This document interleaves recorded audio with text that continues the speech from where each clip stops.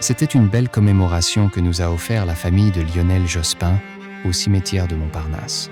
Offert à sa famille politique, offert aux sympathisants, offert aux anonymes, dont je fais partie, venus en grand nombre rendre hommage à un homme dont l'exigence intellectuelle était sans faille, fidèle à ses valeurs. Il est vrai que l'ancienne politique, sous l'ère Jospin, on parlait même de méthode Jospin, était différente, plus en douceur, en compromis, plus de tranquillité économique de croissance, l'époque de la gauche plurielle. Aujourd'hui, la politique gère des crises. Pandémie, retraite, inflation, climat, guerre, sans oublier les réseaux sociaux. Pour conclure, Lionel Jospin, homme d'État, laisse un bilan économique et social impressionnant. Les 35 heures, le PAC, congé paternité, la CMU, les logements sociaux, le passage à un quinquennat. Sur le plan personnel, une grande intégrité, sérieux, travailleur et grand sportif. Son style un peu austère refusait la mise en scène permanente. Ne disait-il pas, je ne suis pas un homme de spectacle.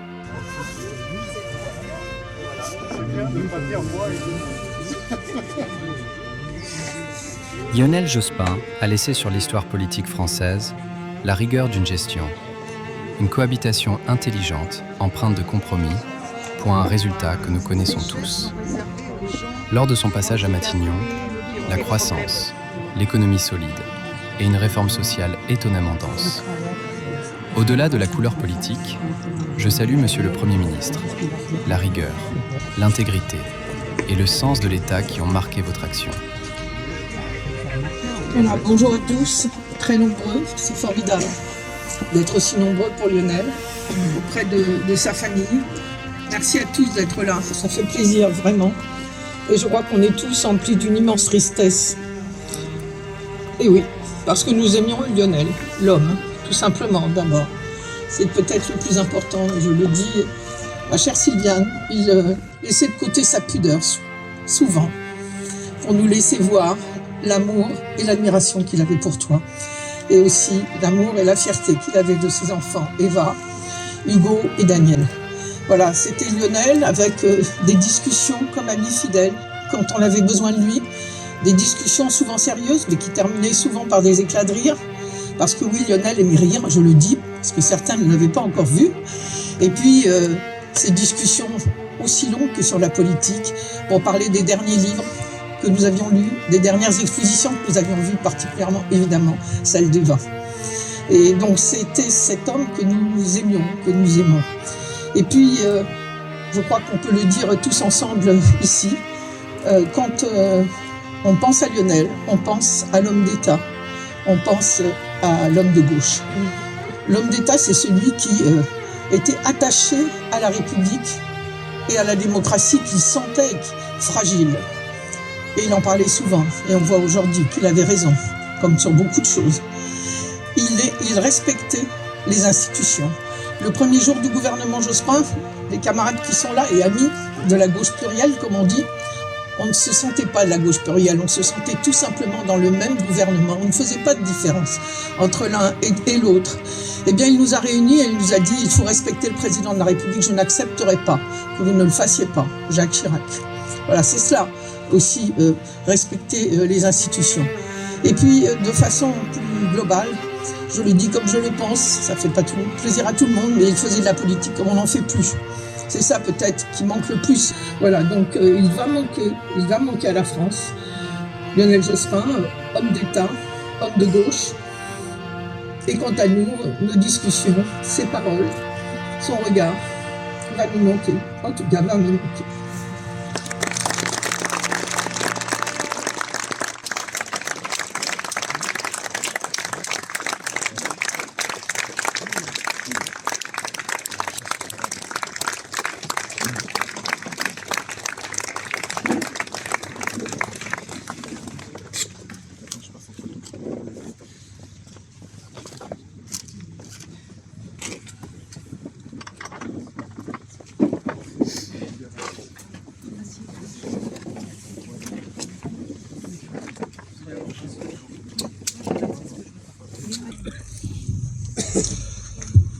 Chère Sylviane, chère famille, chers proches,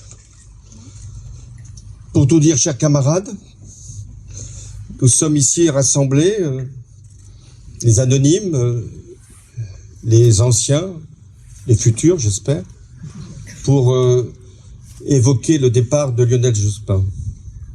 Avec lui, c'est une part de nous-mêmes qui s'en va, comme ôtée, comme arrachée. Mais si nous sommes là, c'est pour exprimer ce que nous devons tous à Lionel Jospin.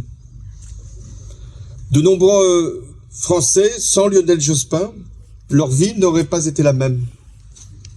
Leur parcours scolaire, universitaire, aurait été plus heurté.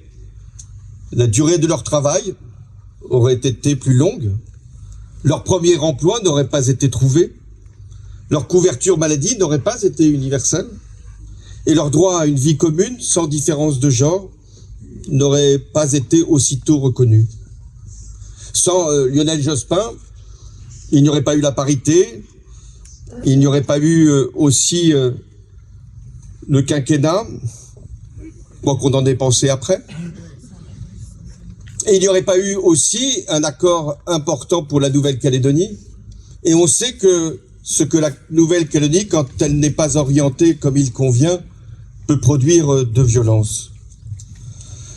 Sans Lionel Jospin, la France n'aurait pas pu entrer aussitôt dans la zone euro. L'Europe n'aurait pas été élargie de cette façon. Et même la question climatique n'aurait pas été abordée comme elle l'a été dans le gouvernement de Lionel Jospin. Ici sont aussi présents ceux qui ont eu un jour la chance de servir l'État auprès de Lionel Jospin. Et ils éprouvent cette reconnaissance pour un ministre, pour un Premier ministre, qui avait de la considération pour ses collaborateurs, comme il en avait pour le Parlement, pour les élus locaux, pour les partenaires sociaux. Avec Lionel Jospin, la République était dirigée, elle n'était pas verticalisée, elle n'était pas inféodée, car un homme d'État est d'abord celui qui connaît l'État et qui respecte l'État. Les plus proches ici savent que Lionel Jospin nous a tous formés au raisonnement rigoureux, aux analyses subtiles, aux formules ciselées, aux démonstrations implacables. Et malheur à ceux qui s'y opposaient.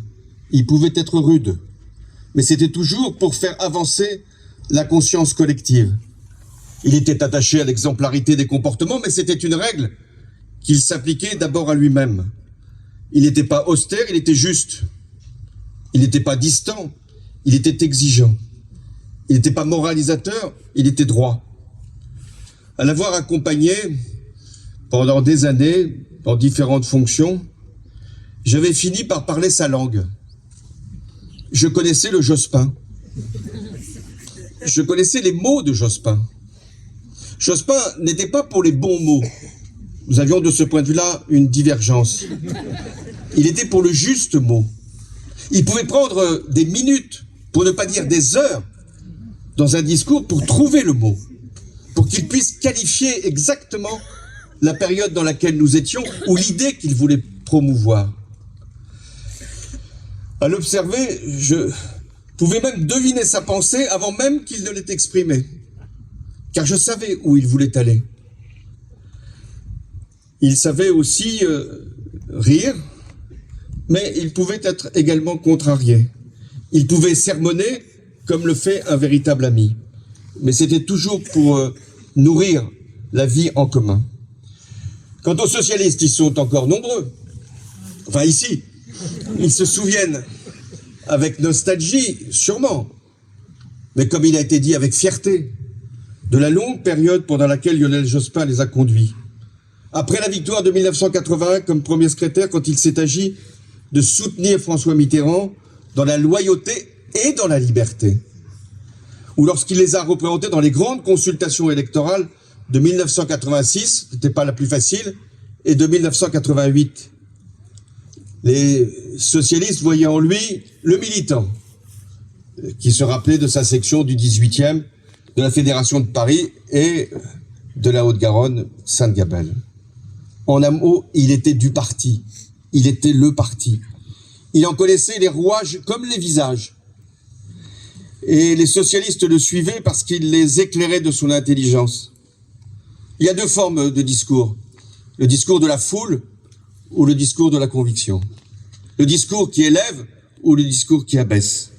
Lui, il emportait la raison par son discours.